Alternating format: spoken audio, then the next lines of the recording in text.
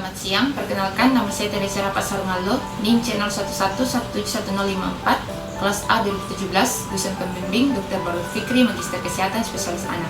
Sekarang saya akan praktikkan keterampilan klinik penanganan fraktur dan dislokasi pada ekstremitas atas. Dari skenario yang ada, didapatkan seorang laki-laki 28 tahun masuk ke IGD Puskesmas dengan keluhan nyeri hebat pada lengan kanan dan kiri atas. Riwayat kecelakaan 2 jam yang lalu. Ya, selamat siang Bapak, perkenalkan saya Dr. Teresa. Sekarang Bapak ada di IGD Puskesmas dan sekarang saya akan melakukan pemeriksaan fisik pada tubuh Bapak, dan kemudian apabila ditemukan tanda-tanda fraktur atau patah tulang, saya akan melakukan pemasangan spalak atau mitela atau kain lainnya untuk mengurangi pergerakan sehingga nanti mengurangi nyeri dan mencegah cedera yang lebih berat. Dan mungkin nanti apabila ditemukan tanda-tanda dislokasi atau pergeseran tulang Bapak, saya akan melakukan reposisi pada tulang tersebut ke kondisi normal. Di sini nanti Bapak akan merasa kurang nyaman, bahkan merasakan nyeri karena saya akan meraba atau menyentuh daerah yang mengalami fraktur tersebut. Namun Bapak tenang saja karena saya akan melakukannya sesuai dengan prosedur yang ada, dan saya akan menjamin kerahasiaan dari hasil pemeriksaan ini. Di sini Bapak tetap berhak untuk menolak atau melakukan tindakan ini. Jadi bagaimana Bapak? Apakah Bapak bersedia atau tidak? Bersedia ya Pak ya? Ya baik Bapak tahan sebentar, saya akan melakukan persiapan alat dan bahan. Kemudian alat dan bahan yang kita gunakan yakni spalak, kasa untuk bantalan, larutan antiseptik, handscoon, perban atau elastik perban, plester, gunting, kain segitiga atau mitela, sarung atau kain untuk melakukan counter traction pada penanganan dislokasi.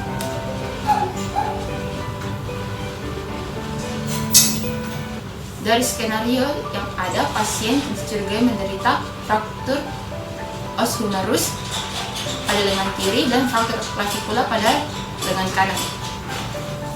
Jadi yang pertama kita lakukan yakni melakukan cuci tangan rutin 6 langkah, kemudian menggunakan handscoon,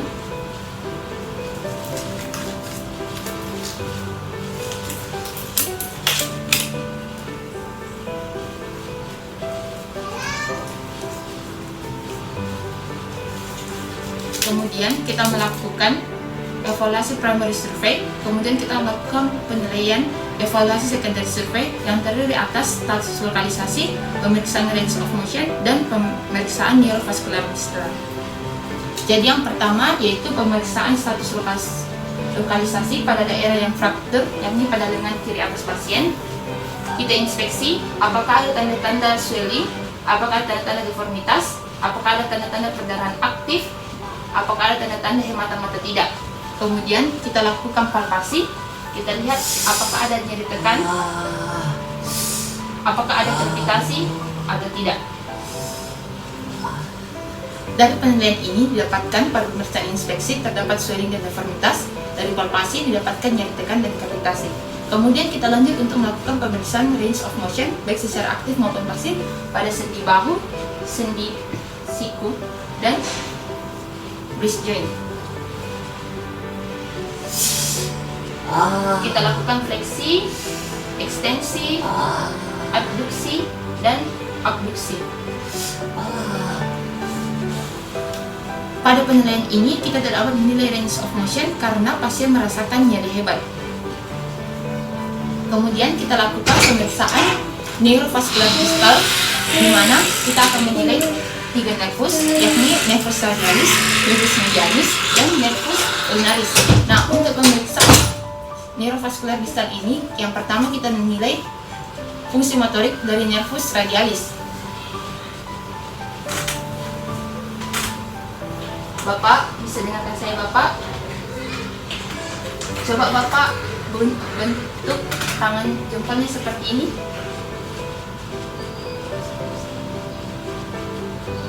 Ya, baik. Kemudian kita nilai nervus medianus dengan membentuk OK sign. Coba Bapak bentuk seperti ini tangannya. Bisa ya? Kemudian coba Bapak kita lakukan pemeriksaan nervus ulnaris. Fungsi nervus ulnaris, coba Bapak buka jari-jarinya. Kemudian rapatkan. Ya, baik. Kemudian kita akan melakukan penilaian fungsi sensoris, di mana selesai Bapak, silakan dilihat kembali. Kita akan menilai sensoris dari arteri radialis dengan menilai sensasi pada dorsal waves yang pertama. Kita rasakan ini Bapak. Ya. Kemudian untuk nervus medialis kita berikan sensasi pada jari telunjuk. Kita rasakan ini Bapak. Kemudian untuk nervus ulnaris kita berikan sensasi pada ujung jari kelingking. Kita rasakan ini Bapak. Ya. Setelah pemeriksaan neuro, kita melakukan pemeriksaan vaskularisasi dengan meraba arteri radialis. Apakah arteri radialis kuat angkat atau tidak? Pada pemeriksaan ini didapatkan arteri radialis kuat angkat dan tidak ada kelainan pada fungsi motorik maupun fungsi sensoris. Maka selanjutnya kita akan melakukan penanganan pada fraktur os humerus pada lengan kiri pasien, yakni dengan pemasangan spalak. Prinsip dalam pemasangan spalak yaitu yang pertama, panjang spalak yang kita gunakan harus meliputi 2 sendi. Pada skenario ini berarti meliputi sendi bahu dan sendi siku. Kemudian jumlah spalak yang digunakan minimal 2 dan maksimal, dan untuk stabilisasi kita sebaiknya menggunakan 3 bagian spalak. Namun pada skenario ini kita hanya menggunakan 2 jenis spalak.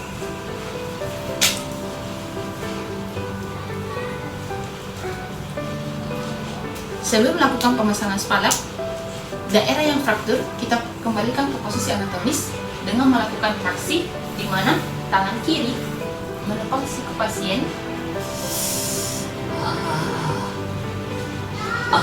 untuk mencegah pergerakan dari fragmen fraktur pada os humerus. Kemudian tangan kanan memegang pergelangan tangan pasien. Kemudian kita lakukan traksi secara perlahan, secara gentle, perlahan dan hati-hati hingga pasien tidak merasakan nyeri.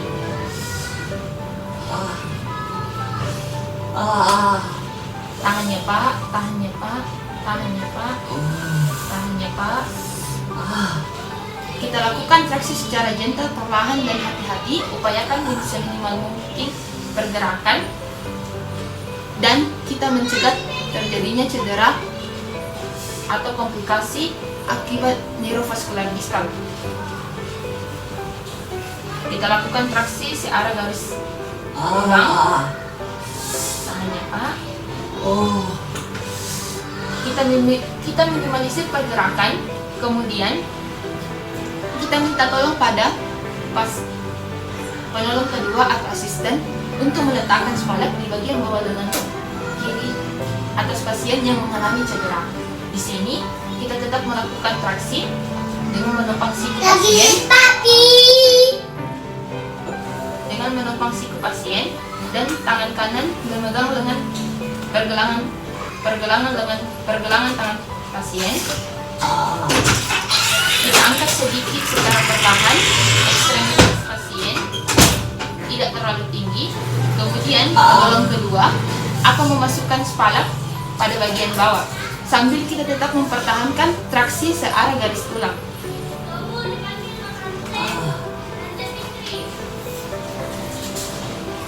Sambil penolong pertama tetap tadi melakukan traksi searah garis tulang, penolong kedua akan menyisipkan spalak pada bagian bawah lengan kiri atas pasien.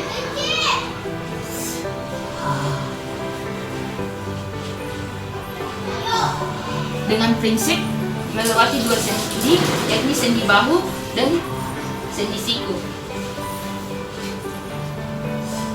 Kemudian penolong pertama yang tetap melakukan traksi akan menurunkan lengan secara perlahan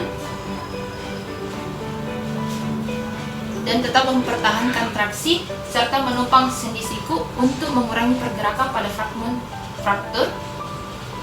Kemudian kita berikan bantalan atau padding pada bagian tulang yang menonjol yakni pada head humerus, elbow, dan distal radius. Kemudian penolong kedua akan meletakkan spalak di bagian atas dari ekstremitas yang mengalami fraktur.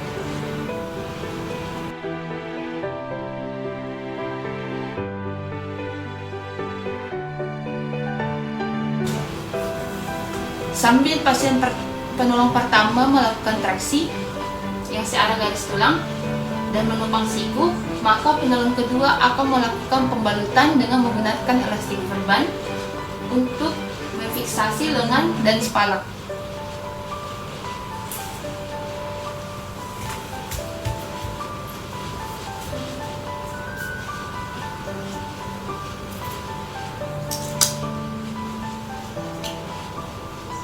Ingat, prinsip pembalutan tidak terlalu kuat dan tidak terlalu longgar untuk mencegah terjadinya cedera pada neurovaskular.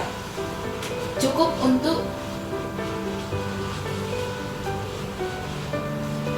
mengikatkan spalak dan lengan.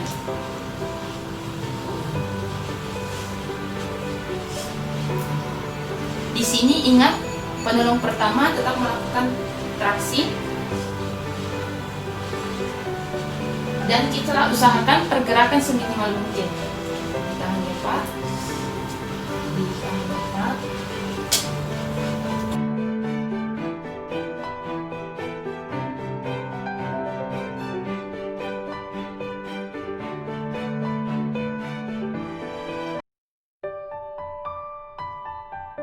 Kemudian ujungnya kita kaitkan.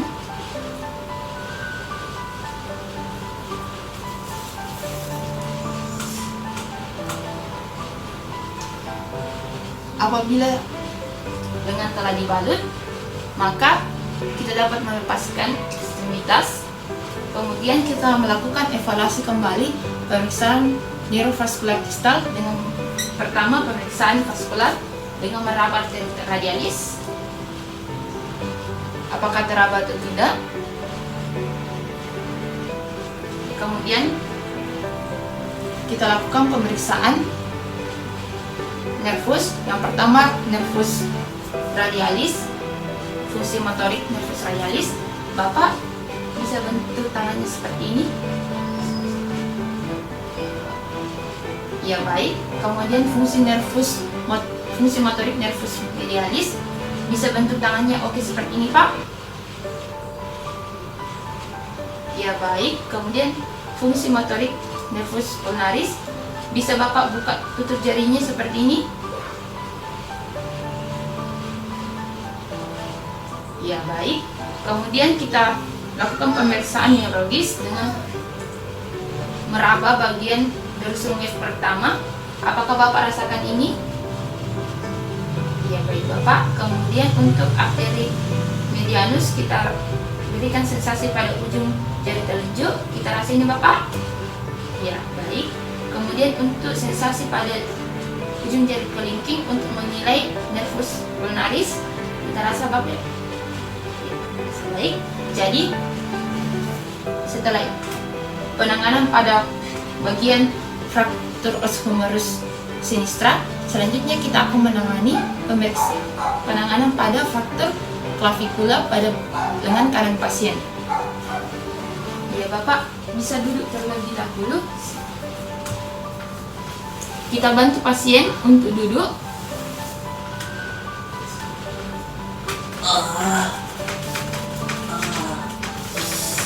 Kita usahakan agar pergerakan lengan kiri seminimal mungkin.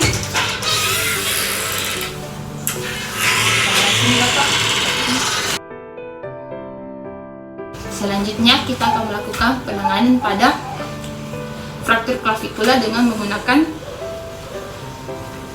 kain segitiga atau yang dikenal dengan mitela. Kain segitiga yang berbentuk siku-siku ini kita pertemukan kedua sudut 45 derajatnya, sehingga nanti bagian yang 90 derajat berada di bagian lateral. Pertama, kita sekarang posisikan pasien dalam posisi duduk.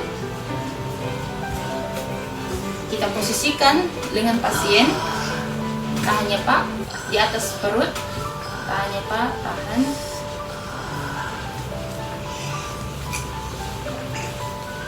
Kemudian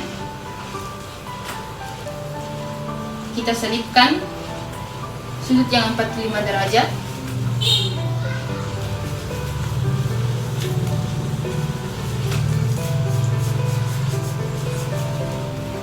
Ke atas setinggi bahu pasien.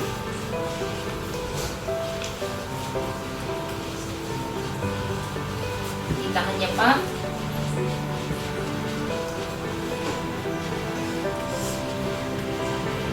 Kemudian kita ikat di belakang leher pasien sekuat mungkin, memfiksasi agar lengan pasien tetap dalam posisi seperti ini.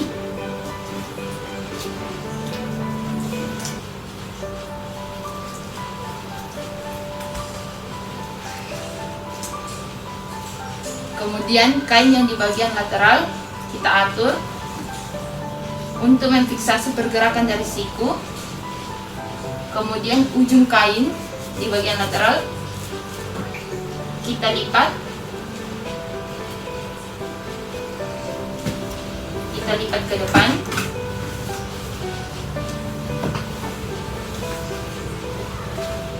Untuk memfiksasi pergerakan dari siku, sehingga meskipun dalam keadaan santai, tidak usah bertenaga, posisi pasien tetap tergantung dalam posisi seperti ini. Kemudian kita fiksasi sudut kain dengan menggunakan plester.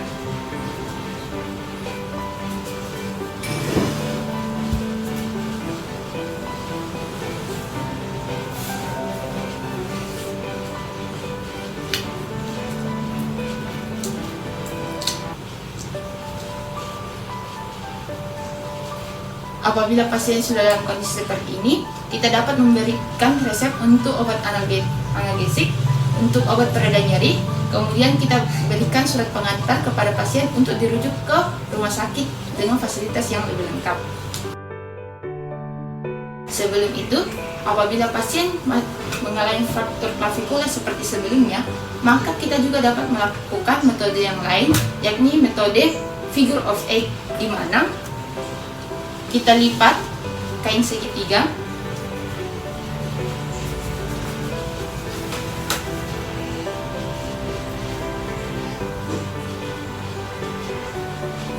Sedemikian rupa sehingga menjadi pembalut yang panjang.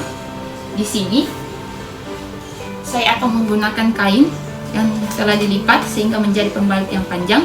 Kita pilih antara kain segitiga atau kain lainnya, disesuaikan dengan lebar dari pasien. Kemudian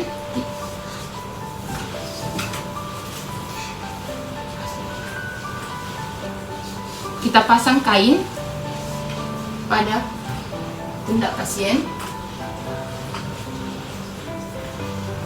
Lalu kita berikan bantalan pada bagian tulang yang menonjol atau pada bagian yang fraktur.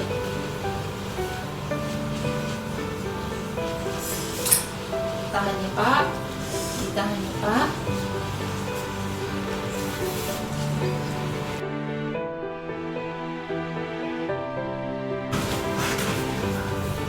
Kita berikan bantalan, kemudian kita bawa kain ke arah depan.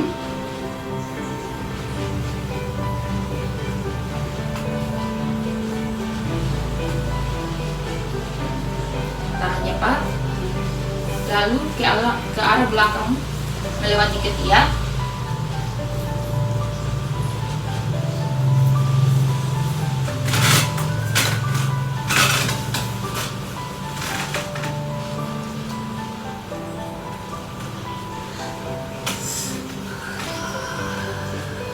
Ditahannya Pak.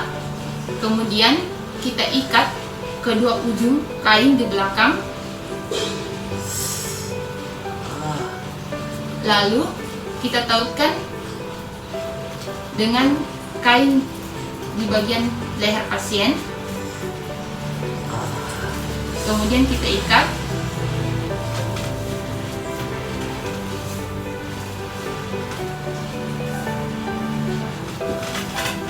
Hingga memberikan gambaran seperti ini.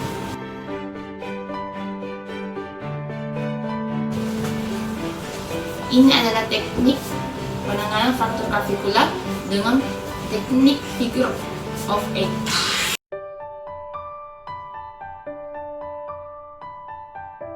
Dari skenario juga diberikan untuk memberikan penanganan pada dislokasi.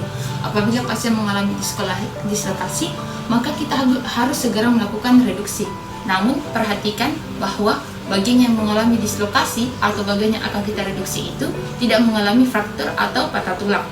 Nah, setelah itu kita berikan obat analgetik dan sedatif untuk merilekskan otot sehingga proses reduksi lebih mudah. Kemudian kita akan melakukan reduksi secara gentle, perlahan dan hati-hati untuk mencegah terjadinya fraktur atau komplikasi cedera neurovaskular distal.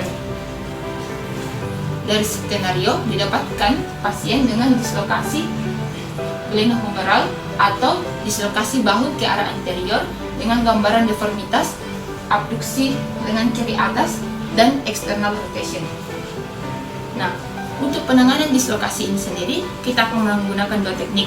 Yang pertama, teknik hipokratik dan teknik traction counter traction. Yang pertama, teknik hipokratik efektif untuk digunakan oleh satu penolong, di mana penolong akan memegang lengan penderita. Kemudian kita lakukan traksi aksial secara gentle, perlahan, dan hati-hati. Tahannya Pak. Kemudian kita meletakkan tumit pada ketiak pasien sebagai fulcrum atau counter traction pada tarikan tangan. Tahannya Pak, ditahannya Pak. Kemudian sambil melakukan traksi aksial, kita lakukan internal rotation dan external rotation untuk memudahkan caput humerus tereduksi ke fossa glenoid. Ditahannya Pak.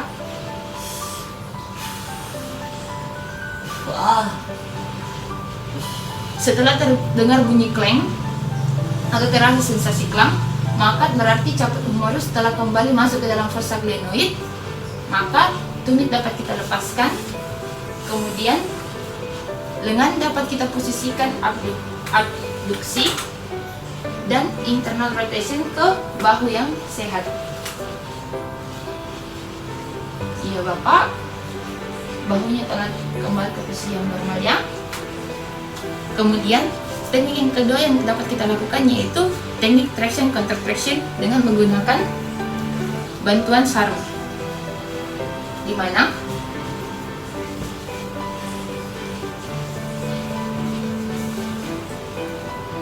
apabila pasien datang dengan gambaran dislokasi seperti sebelumnya, yakni dislokasi bahu ke arah anterior dengan gambaran deformitas, abduksi lengan kiri atas, dan external rotation, maka kita selipkan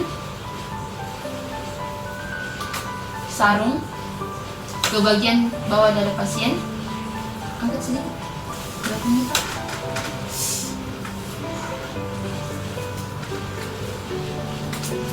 Lalu kita sampaikan sarung ke bagian bahu yang sehat.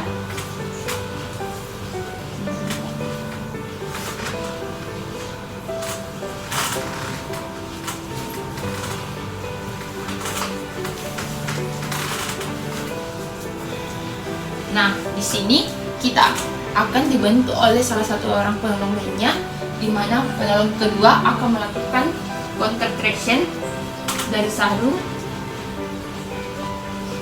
untuk bagian dada. Dia akan melakukan counter traction ke arah bahu yang sehat. Sementara kita penolong pertama akan melakukan traksi aksial secara gentle, perlahan dan hati-hati. Kita lakukan traksi sambil melakukan internal rotation dan external rotation untuk memudahkan tereduksinya caput humerus ke dalam fossa glenoid. Ditahannya Pak, ditahannya Pak. Ingat, di sini counter traction tetap dilakukan oleh penolong kedua dengan menahan dada menggunakan sarung ke arah bahu yang sehat. Kita lakukan internal rotation, external rotation sambil mendengar ada bunyi clank. Apabila sudah terdengar bunyi clank atau terasa sensasi clank, maka caput humerus telah masuk ke fossa glenoid. Kemudian kita dapat memposisikan lengan, abduksi dan internal rotation ke arah bahu yang sehat.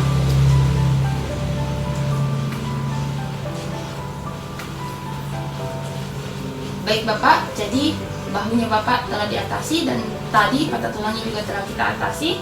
Untuk selanjutnya saya akan memberikan obat anti nyeri kepada Bapak dan memberikan surat rujukan agar Bapak dirujuk ke pusat pelayanan rumah sakit yang lebih lengkap nantinya. Ada yang ingin Bapak tanyakan? Tidak ada ya Pak? Ya baik Bapak, terima kasih banyak atas kerjasama. Kemudian kita lepaskan seskun. Lalu kita lakukan cuci tangan rutin 6 langkah.